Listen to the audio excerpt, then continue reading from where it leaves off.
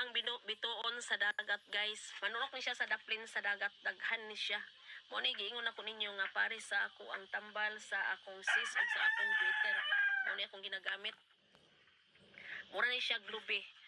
Kani siya guys, naabrihan na ni siya tungod kay gigamit na ako ni gabi eh. Ako lang isample lang jud ninyo pagpakita. Naon. Nani siya unod na bilin gamay na lang jud.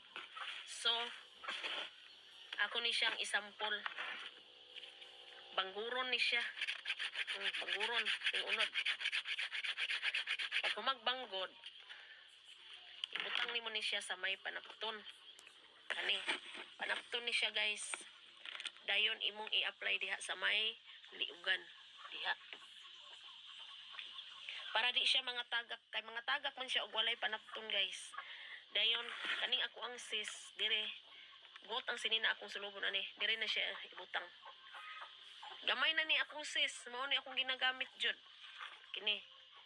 Kay mahadlok man ko og operasyon. So kini akong gigamit ng mga herbal. Mahadlok ko.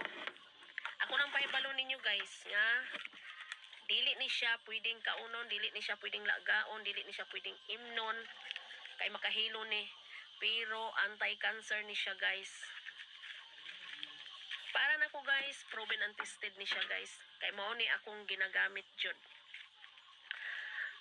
Kung gusto mo gamit ani guys, kung kinsa tong daplin sa dagat, naagud ni siya manurok sa daplin sa dagat.